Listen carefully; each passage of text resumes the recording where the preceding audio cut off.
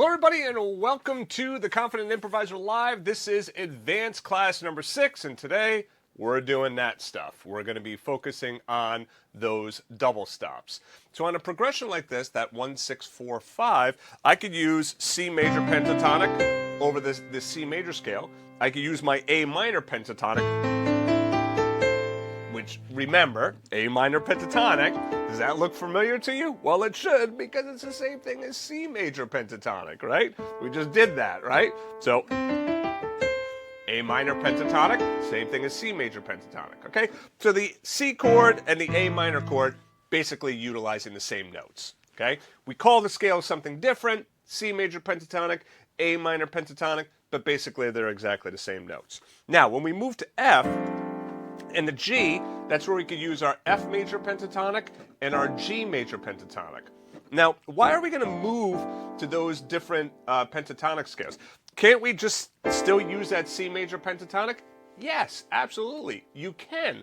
However, what you're going to find is when you move to those other chords like F and G, that these notes, not all of them are going to sound great, right? A C on a G chord is going to be a sus4 sound. You may or may not like that. The E is going to be your 13th, right? So you may or may not like that as well. On the F chord, the E is going to be a major 7th. You might not dig that sound, right? The 6th in there, that won't be so bad on that F chord. But, you know, so the point is that you might find that, right? When you hit the G, whereas hitting a G major pentatonic, you might like that sound better. Right now with this major pentatonic, all we're going to do is we're going to create 2-note pairs. And it's important to understand there is no right way of playing double stops. There are certain double stops that you're going to hear that you're going to be like, oh yeah, I know the sound of that. But really, what you want to do is you want to explore and try some different double stop combinations, right? So,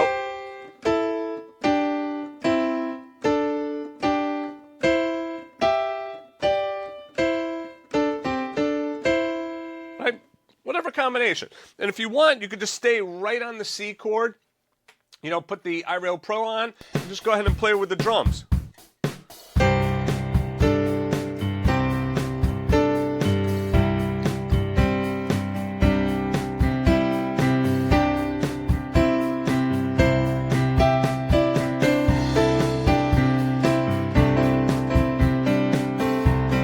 Add some rhythm if you want, okay, or you could play it real simple and basic. This is an advanced class, so I'm not gonna, you know, like again, hand hold you too much here. So you could do whatever accompaniment you want. The point is this: practice, just try playing some of those double stops in the right hand. F line here, you have, sorry, and into the G. So you see what I did for the G? I played the B natural, and then back to C.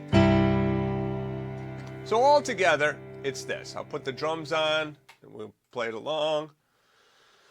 Here we go.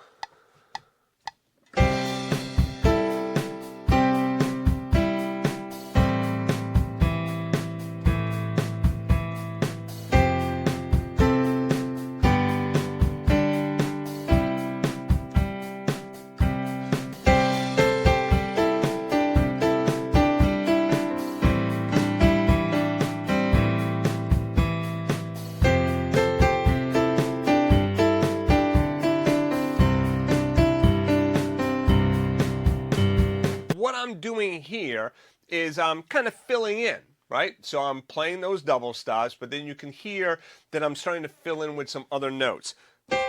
And you'll also hear that you have a lot more syncopation going on here. So why don't we start with that first? Let's start with that rhythm. So it'd be 1 and 2 and 3 and 4 and 1 and 2 and 3 and 4 and 1. Times I will probably start by improvising with a single line first.